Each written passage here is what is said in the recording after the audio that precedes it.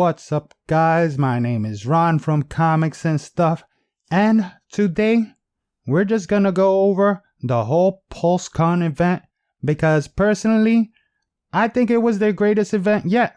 And I believe this, because I'm a big X-Men fan and they had plenty of X-Men reveals, and I think it came at the most opportune time because their whole Haslab project has been basically a PR nightmare, so they needed a good day. And I think PulseCon pretty much knocked it out of the park. The whole event felt a little forced, but I kind of felt like it was because of the whole Haslab thing or something. I don't know. But given that, I thought it was a great show and plenty of great announcements. I mean, there was the Spiral, there was the Long Shot, there was the Multiple Man. I didn't pre-order the Multiple Man because I didn't quite like how the greens matched, and also I'm more of the X Factor Multiple Man kind of guy. But these characters in front of us right here, the announcement of these characters got me particularly hyped because I feel like they needed an upgrade. Some more than others. I'm looking at Banshee, but they all needed an upgrade, and I felt like it'll be good to point out what it is they did upgrade. And we're going to start out with the Dark Phoenix right here. I mean, from what they showed, we're going to start off with the head. All right. First of all, this figure came with 3 alternate heads. This is going to be the powered down version. We're not going to go through this head. We're going to go through the head that they used, because although it came with 3 alternate heads, 2 of the heads are the same sculpt, which is the head that they're going to use. Now, it looks, and it's crazy how they're both the same sculpt, but they feel like completely different heads. Like this one got more, of a powered up look with the eyes, the different shade of lipstick, and the translucent hair, while this one looks like she's about to power up to this. Now, they did make changes to this head sculpt. It looks like they mashed up both heads. First, with the lipstick, they chose the lipstick from this head, and then they chose like the powered up eyes of this head, but they went with the hair, the plain hair, not the translucent hair of this head, but they gave it a different kind of a shade to better match her costume, which I don't think is a problem. That red matches her costume. This red matches this costume. It feels different enough for me to warrant to want to buy that figure. But they didn't stop there. It was also the body. I needed a different body. This body, she has trouble standing. This new body got a bicep swivel, got double jointed elbows. This one only got a single joint. And also, let's talk about the sash. The body is different. The sash is also different. If you could tell right here, you see? The Phoenix sign is painted on over here. On the other one, it's sculpted on. It also looks like a different sash entirely. I don't know if it's reused from another figure, but it is different from this one, as this one just is kind of short. And yeah, the other one seems a whole lot longer, but I'm particularly happy. I'm particularly happy with that sculpted on Phoenix because it does make it more comic book accurate. I don't know how I feel about the heads. All 3 of them are different. I will want, I do want to compare them when the figure finally arrives.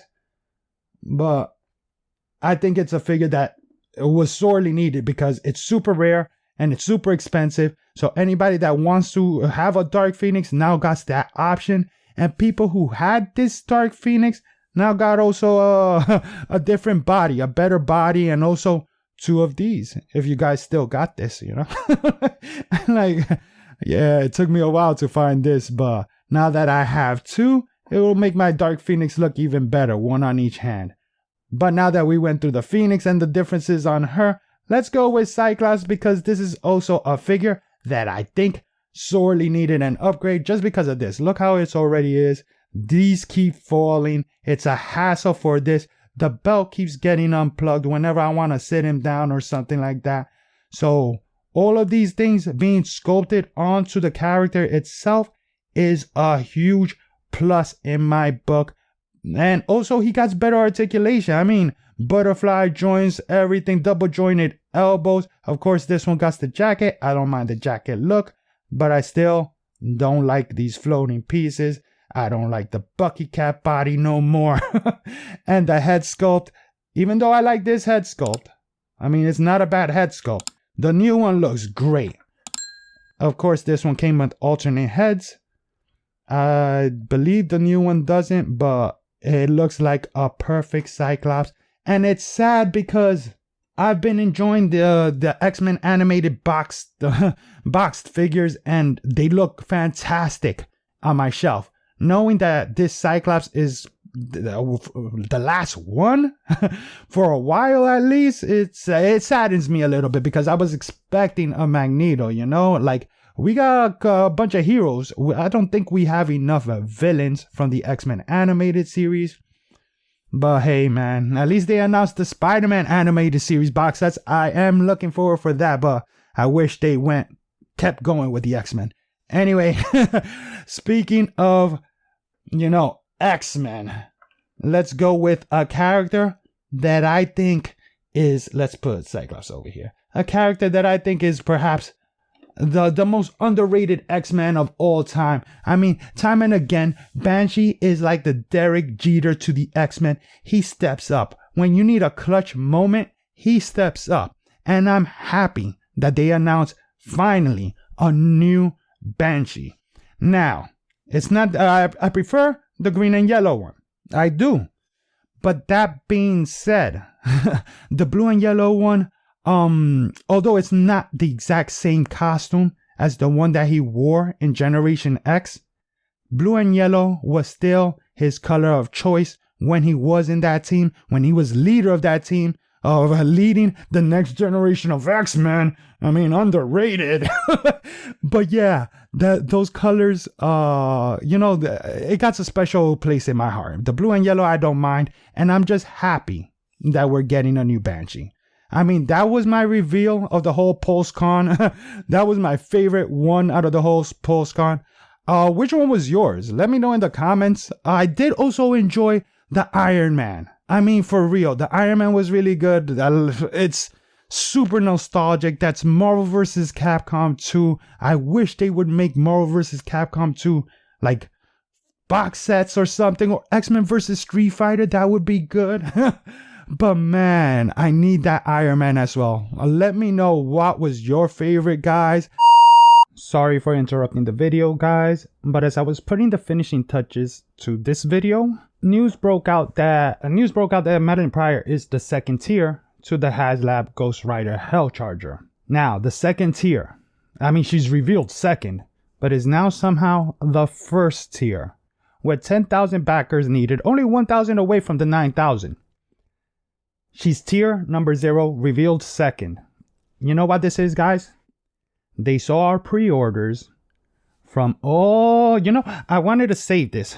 I wanted to save this message for at the end because I wanted you guys to see how genuinely happy I was at all the X-Men reveals that were revealed in Pulse Con. Now, what I think happened right here is they saw all the numbers in our pre-orders. They saw us how we're willing to buy it. And they're now offering a premier X-Men villain. A premier X-Men villain. I mean, this is the first wife of Cyclops, the mother of Cable, and they're offering her on a Ghost Rider Haslab project. I mean, they could have offered her with a Blackbird. They could have offered her with future projects, maybe a Danger Room, maybe a Shi'ar Starship or something. But no, they offered her with a Ghost Rider, a character that has no relation to this character. I mean, it is a premier X-Men villain. What I think happened is that they saw all of us buying. They saw all of us X-Men fans buying.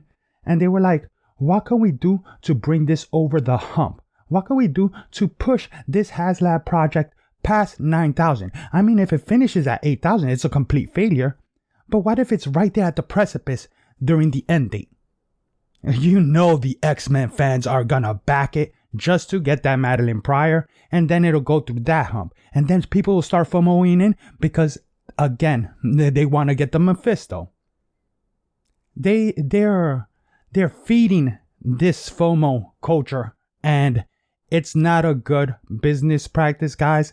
It does us damage, and it only lines their pockets. On top of that, I would expect that us wasting $350 on a project, we would at least get a comic accurate kind of representation of the character. I praise them for being comic accurate with the Dark Phoenix sash. I mean, the emblem is sculpted. I praise them for that. And they're gonna come around and then bring us a Madelyne Pryor with no underboobage? I mean, these figures, this isn't for kids. This figure isn't for kids. No kid's gonna waste $350 on this. This is for adult collectors. Adults should have some underboobage. It's only comic book accurate.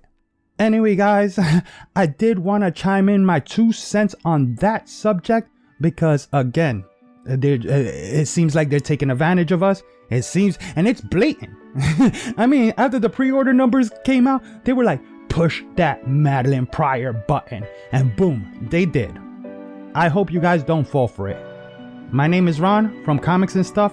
If you like this video, like it. If you didn't, unlike it. But subscribe, guys, because it does help out this channel. I'll check you guys on the next episode. Peace.